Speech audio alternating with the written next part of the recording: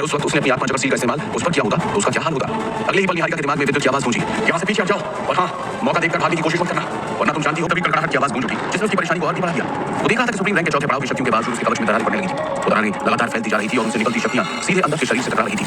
इस दर्द और दबाव को महसूस करते हुए अंदर की नजर सामने मौजूद बिजली की शक्तियों से भरी विद्युत की ओर गई, जो 200 फुट से भी बड़ी आत्मिक आभा को नियंत्रित करते हुए अपनी सीमा बदल रहा था। इसके बावजूद उसका पूरा ध्यान केवल अंदर पर ही केंद्रित था। जैसे ही उसने देखा कि अंदर की नजरें उसकी ओर है, विद्युत मुस्कुराते हुए बोला, तुम्हारे कबीले को बड़ा मजा आता है ना अंदर, लोगों के खून से शक्तियां हासिल कर अपनी ताकत बढ़ाने में। आज मैं देखना चाहता हूं कि तू मुझसे अपनी जान कैसे बचाता है। आज मैं तुझे यहां से जिंदा नहीं जाने दूंगा। इतना कहते हुए उसने काली शक्तियों से घिरी नाज, तमिश्र और खंग की ओर देखा और बोला, साथियों तैयार हो जाओ। ये कहते ही विद्युत ने अपने हाथ की सील की रफ्तार और भी तेज कर दी। उसके साथ ही शक्तियों की लहर इतनी मोटी हो गई कि अंदर की शक्तियों से बना कवच दरारों से भरकर कांच की तरह टूटकर छड़ गया। एक और जोरदार धमाका सभी के कानों में गूंज उठा, जिसके साथ एक दर्दनाक चीख निकलते ही अंदर हवा में उछलकर लगभग 10 कदम पीछे चल गिरा। एक हाथ से सीना पकड़े और दूसरे हाथ से अपने मुंह से निकलते खून को पोंछते हुए अंदर ने नाज के चारों ओर फैले लाल खूनी कोहरे और तमिश्र और खंग के चारों ओर मौजूद आयामी शक्तियों को देखा और मन ही मन सोचा, इन तीनों के विद्युत के साथ होने पर मैं उसको अकेले नहीं हरा सकता। अब अंदर को साउंड की कही बातें याद आ रही थी कि वो विद्युत से संभल कर रहने के लिए क्यों कहते थे। वो सोच ही रहा था कि उसके कानों के पास एक ठंडी आवाज गूंजी, भागने का ख्याल अपने दिमाग से निकाल दे अंदर, क्योंकि आज मैं यहाँ से तेरी आत्मा तक को वापस नहीं जाने दूंगा। उस आवाज के साथ ही अंदर को अपने पीछे बन रही आयामी दरार का एहसास हुआ और वो तुरंत उस स्थान से उठने लगा। लेकिन तभी अचानक उसकी आंखों में खून उतर आया, क्योंकि उसके कानों में नाज की आवाज गूंजी, सील ऑफ हेल सोल।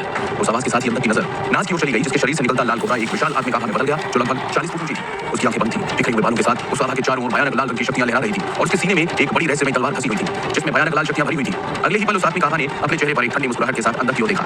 तभी अचानक अंदर के शरीर के चारों ओर लाल कोहरा फैलने लगा। दांत पीसते हुए वो मन ही मन बोला, ये कैसे हो सकता है? कोई मेरी आत्मा को कैसे जान सकता है? लेकिन तभी उसकी नजर विद्युत, खंग और तमिश्र की ओर गई और उसके चेहरे पर भयानक नाराजगी उभर आई। दरअसल इस बीच विद्युत ने अंदर पर अपनी आत्मा जगत सील का हमला कर दिया था। अंदर दांत पीसते हुए क्रोधित होकर भारी आवाज में बोला, मैं तुम सभी को इतनी भयानक मौत दूंगा कि तुम लोगों की रूह कांप उठेगी। तुम्हें क्या लगता है तुम्हारी यह मामूली आत्मा जगत सील और आयामी शक्तियां मुझे कितनी देर तक रोक पाएंगी? क्या तुम्हें सच में लगता है कि ये लड़की मुझे अपनी सील से जख्मी कर सकती है? ऐसा कहते हुए वो जोर जोर से हंसने लगा। तुम सब मूर्ख हो। लेकिन नाज ने अंदर की बात पर जरा भी ध्यान नहीं दिया और अपने हाथों में शक्तियां भरकर आत्मिक आभा को अंदर पर हमला करने का इशारा किया। अगले ही पल उस आभा ने अपने शरीर में घुसी भयानक तलवार को खींचकर बाहर निकाल लिया। इसके साथ ही नाज के चेहरे का रंग और भी भयानक हो गया। उसका चेहरा अजीबोगरीब निशानों से भर गया और उसके चारों ओर एक घनी लाल डरावनी शक्ति नजर आने लगी। अपने सामने का नजारा देखकर अंदर खड़बड़ाकर अपनी शक्तियों को बाहर निकालने की कोशिश करने लगा, जिसके कारण तमिश्र और खंग परेशान हो गए, क्योंकि वो अपनी आयामी शक्तियों से अंदर को रोक नहीं पा रहे थे। उसकी शक्तियां महसूस कर तमिश्र बोला, ये बहुत ताकतवर है नाज, जल्दी हमला करो, हमारी पकड़ से इसका शरीर छूट रहा है।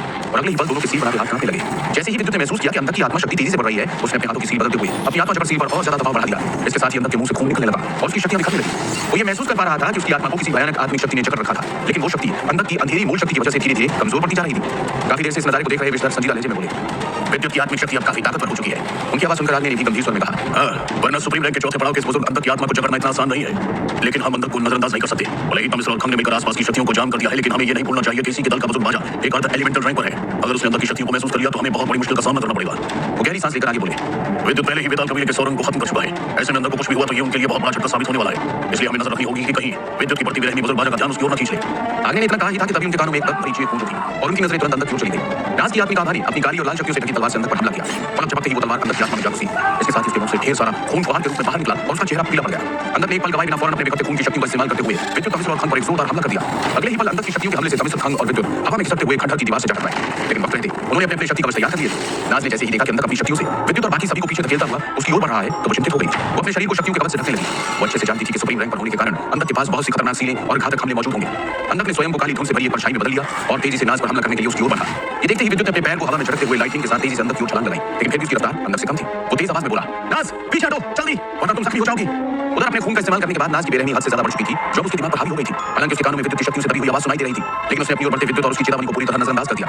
वहीं आदमी और विश्लेषक ने भी महसूस कर लिया था कि अंदर के हाथों में उस वक्त बेहद खतरनाक शक्ति मौजूद थी। वो ये भी भली-भांति समझ पा रहे थे कि अगर अंदर का हमला नाज से टकराया तो वो बहुत बुरी तरह घायल हो जाएगी। इसीलिए वो अपनी शक्तियां बाहर निकालकर उसकी मदद करने ही वाले थे कि तभी उन्होंने नाज को घेरती हुई एक अत्यंत ताकतवर शक्ति को महसूस किया। इस वजह से वो तनिक रुक गए। विद्युत लगातार लाइटिंग में लिपटा हुआ तेजी से नाज की ओर बढ़ रहा था कि तभी अचानक नाज के पीछे चांदी की शक्तियों से बना एक विशाल अर्धचंद्र दिखाई दिया और उस पर बैठी एक खूबसूरत आत्मिक आभा प्रकट हो गई, जिसे देखते ही विद्युत को समझते देर नहीं लगी कि ये ब्रह्मचंद्र मूल तत्व शक्ति थी। उसी क्षण विद्युत की नजर निहारिका पर पड़ी, जिसके माथे पर अर्धचंद्र तेज रोशनी से चमक रहा था और उसके हाथों में मौजूद लेंस पर सैकड़ों रोशनियां इकट्ठा होने लगी थी, जो ब्रह्मचंद्र मूल तत्व शक्ति की आभा थी। वो आभा सच में बेहद खूबसूरत नजर आ रही थी, लेकिन उसका हमला भी उतना ही अधिक खतरनाक था। वहीं विद्युत उसे देख ये महसूस कर रहा था कि नश्वर सम्राट रैंक के 8वें पड़ाव पर होने के बावजूद निहारिका का हमला अंदर को पूरी तरह खत्म करने के लिए काफी नहीं था। ये देख उसके चेहरे पर भी बेरहमी के भाव साफ दिखाई देने लगे, क्योंकि इस बीच उसे अपना सबसे ताकतवर हमला तैयार करने का मौका मिल गया था। उसने अपने शरीर से ढेर सारी शक्तियां बाहर निकाली और अपने हाथों को अजीबोगरीब अंदाज में घुमाने लगा। ये शक्तियां धरा मूल, गंगा जल मूल और ब्रह्म हरिताल मूल तत्व शक्तियां थी। पूरे नीले और काले रंग की ये शक्तियां उसकी आत्मिक शक्तियों के साथ मिलकर एक विशाल गोले का रूप लेने लगी। पलक झपकते झपकते ही वो गोला एक शक्तिशाली चक्र में बदल गया। उस चक्र से निकलती भयानक शक्तियों को महसूस करते ही तमिश्र और खंग खौफ महसूस करने लगे। अगले ही पल वो अपनी शक्तियों से एक आयामी दरार बनाकर वहां से भागने की कोशिश करने लगे। तो नाज को भी अपने साथ ले जाने का विचार कर रहे थे। उनके हाव भाव को भांपते ही अंदर उनकी तरफ खौफनाक अंदाज से देखते हुए बेरहमी भरी आवाज में बोला, इतनी भी क्या जल्दी है। इतना कहते ही उसने अपनी मुट्ठी बंद की और तमिश्र और खंग द्वारा बनाई गई आयामी दरार को जबरदस्ती बंद कर दिया। तभी विशाल अर्धचंद्र पर बैठी हुई निहारिका की आत्मिक गाथा ने अपनी आंखें खोली और 100 फुट बड़े अर्धचंद्र को अपनी शक्तियों से थामते हुए काली धूल से आती शक्तियों की लहर पर नाराजगी के साथ हमला करते हुए कहा, भले ही मैं तुम्हें जख्मी नहीं कर सकती, लेकिन तुम्हारा ये हमला तो नाकाम कर ही सकती हूँ, हद्दे बूढ़े वेताल।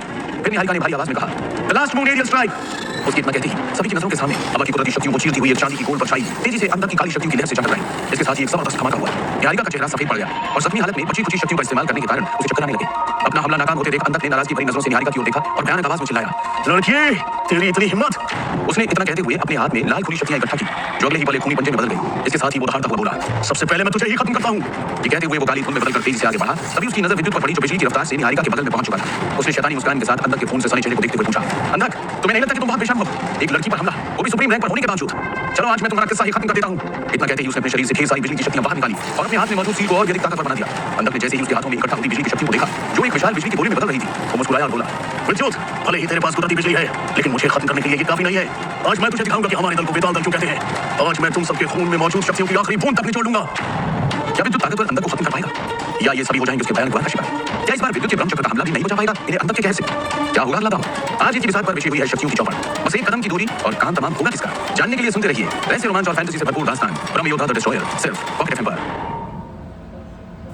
विद्युत को धमकी देते हुए अंदर ने तेजी से अपने खूनी पंजों में शक्तियों को भरा और निहारिका के आगे खड़े विद्युत की ओर बढ़ने लगा था। अंदर की बात सुनकर विद्युत मुस्कुराते हुए बोला, अफसोस तेरे पास इतना वक्त ही नहीं बचेगा बुढ़े अंधक, तेरा खेल खत्म हो चुका है। आज मैं तुझे बताऊंगा कि कैसा लगता है जब कोई किसी की शक्तियों को उसके ही शरीर से बाहर निकालता है, क्योंकि मैं तेरी सिर्फ शक्तियां ही नहीं बल्कि तेरी जिंदगी भी छीन लूंगा। अचानक विद्युत की मुस्कुराहट बढ़ते बढ़ते बेरहमी में बदल गई। उसकी आंखें बिजली की शक्तियों से चमकने लगी और उसका चेहरा और भी ज्यादा डरावना लगने लगा। वो दांत पीसते हुए बोला, ब्रह्म चक्रशील। इतना कहते ही उसके हाथ से बिजली की रोशनी से चमकता हुआ एक विशाल गोला निकला जिसके भीतर सुनहरी रंग बिरंगी रोशनी मौजूद थी। अपनी ओर आते उस गोले को देखकर अंदर की भौहें सिकुड़ गई। अचानक उसने उस हमले को ध्यान से देखा तो चौंक गया, क्योंकि वो बिजली का गोला सिकुड़ने लगा था और साथ ही उसके भीतर एक परछाई नजर आई जो 3 अलग अलग रंगों से बनी हुई थी। तभी वो परछाई आगे बढ़ी और हवा में पूरी तरह गायब हो गई। ये देख विद्युत के चेहरे का रंग उड़ गया। नाज के चेहरे पर भी हैरानी साफ दिखाई देने लगी थी, क्योंकि अचानक हवा में गायब होने के बाद उस हमले की शक्तियां तक महसूस नहीं हो रही थी। नाज अच्छी तरह जानती थी कि ब्रह्मचक्र विद्युत की सबसे ताकतवर सीलों में से एक था। विद्युत का मजाक उड़ाने का मौका मिलते ही अंदर घृणा भरी नजरों से उसे देखते हुए जोर-जोर से हंसकर बोला, हमला आखिर किस दिशा से आ रहा था?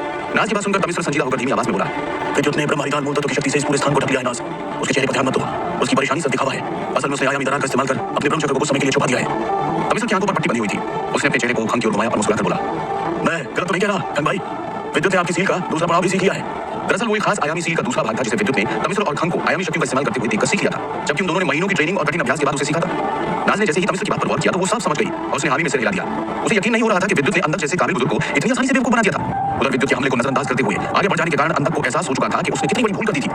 जैसे ही ये ख्याल उसके मन में आया वैसे ही उसके ठीक सामने एक आयामी दरार दिखाई दी जिसमें से सुनहरी शक्तियों से घिरा हुआ बिजली से चमकता एक विशाल चक्र बाहर निकला। वो चक्र करीब 50 फुट बड़ा था और उसके तेजी से गोल गोल घूमने की रफ्तार इतनी भयानक थी कि उसके चारों ओर 100 फुट तक फैली कुदरती शक्तियों का बवंडर बन चुका था। अपने सामने इस विनाशकारी हमले को देख अंदर के पसीने छूट गए। वो घबराकर वहां से भागने की कोशिश करने लगा, लेकिन तभी उसके कानों में विद्युत की आवाज पहुंची। उसने अपनी सील बदली और दूसरा हमला करते हुए बोला, तुम्हें सच में लगता है कि मैं तुम्हें बचकर भागने दूंगा अंदर? ऐसा कहते हुए उसने अपने दूसरे हाथ से एक बार फिर से आत्मचक्र सील का इस्तेमाल किया। उसी क्षण आत्मिक शक्तियों की एक भीषण लहर ने अंदर के पूरे शरीर को जकड़ लिया। उस जगह को महसूस करते हुए अंदर नाराजगी से दांत पीसते हुए बोला, इसका मतलब पहले तूने जानबूझकर अपनी सील के कमजोर पड़ने का दिखावा किया था। अगर मैं बच गया और वो इससे आगे कुछ कह पाता उससे पहले ही विद्युत हंस पड़ा और बोला, क्या तुम्हें सच में लगता है कि तुम मेरे हमले से बच जाओगे बुढ़े अंधक? तो भूल जाओ क्योंकि तुम्हारी किस्मत में आज मरना ही लिखा है। और ऐसा कहते हुए उसने अपनी मुट्ठी को कसना शुरू कर दिया, जिसके साथ ही अंदर के मुंह से ढेर सारा खून निकल आया और उसकी दर्द भरी चीख उस जगह पर गूंजने लगी। देख निहारिका सिर उठी। उसे वो पल याद आ गया जब विद्युत ने आयामी शक्ति का इस्तेमाल कर उसकी गर्दन पकड़ ली थी। अगर उस वक्त उसने मुझे बिल्कुल पसंद नहीं कि कोई मेरी पीठ पीछे मुझसे चालाकी करे। ये सुनते ही निहारिका हड़बड़ाते हुए पीछे हट गई। ब्रह्मचक्र के चारों ओर मौजूद कुदरती शक्तियों का बवंडर पूरी तरह खत्म हो चुका था और ब्रह्मचक्र का आकार दुगना हो चुका था, जो अगले ही पल अंदर से टकरा गया, जिसके साथ एक जोरदार धमाका हुआ।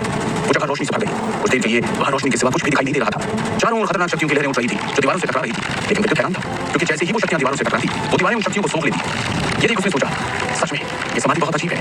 वो अपनी तीनों मूल तत्व शक्तियों से घिरे कवच के साथ उस जगह की ओर ध्यान लगाए हुए था जहां कुछ पल पहले धमाकों की गूंज हुई थी। अब वहां से बची कुछ शक्तियां मौजूद थी और तभी सभी की नजर एक परछाई पर पड़ी जो अगले ही पल उन खतरनाक शक्तियों से बाहर निकलकर समाधि के फर्श पर धम की आवाज के साथ जोर से गिरी। वो अंधक था जिसके चित्रे उड़ गए थे। उसकी छाती की हड्डियां टूटकर बिखर चुकी थी और कई जगहों से उसका मांस फट चुका था। पूरी तरह से जख्मी होने के बाद भी उसकी आंखें खौफ से खुली हुई थी। वो हिल तक नहीं पा रहा था। उसकी डर से भरी निगाहें विद्युत पर टिकी थी जिसके हाथ में तीनों मूल तत्व शक्तियों की रोशनी से झिलमिलाता सुनहरा भाला था। उसकी आंखों से बिजली की चिंगारियां फूट रही थी और उसके चारों ओर बिजली से बना एक अजगर घूम रहा था। नाज, तमिश्र, खंग और निहारिका इस खौफनाक दृश्य को देख रहे थे। तभी विद्युत ने अंदर की उंगली से अंगूठी निकाली और बेरहमी से अपने भाले से उसकी गर्दन पर वार कर दिया, जिसके साथ ही अंदर की सांस बंद हो गई और उसकी गर्दन की हड्डी टूटने की आवाज सभी के कानों में गूंज उठी। अगले ही पल विद्युत तेजी से उनकी ओर आया और निहारिका से बोला, तो क्या तुम मुझे बताओगी कि तुम अकेले यहाँ क्या कर रही हो? ऐसा कहते हुए उसने अपनी शक्तियां वापस ले ली।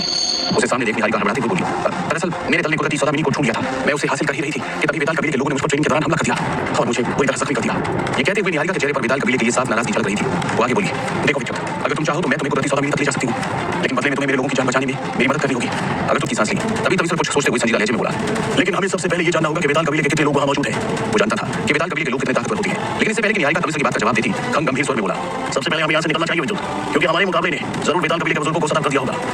खंग की बात सुनते ही सभी लोग रोशनी में बदल गए और तेजी से वहां से बाहर निकलने लगे। उनके जाते ही उस स्थान पर एक बार फिर घना अंधेरा और धुंध छा गई, और जैसे ही वो धुंध आती उस जगह पर अंदर की लाश का नामो निशान तक नहीं था, सिवाय उड़ती हुई राख के। एक शांत स्थान पर विषधर और आग्नि की मदद से अपनी शक्तियों को रखते हुए विद्युत ने निहारिका की ओर देखा। उसका सफेद पड़ा चेहरा अब धीरे धीरे ठीक होने लगा था। विद्युत की नजरें अपनी ओर उठती देख निहारिका ने गंभीर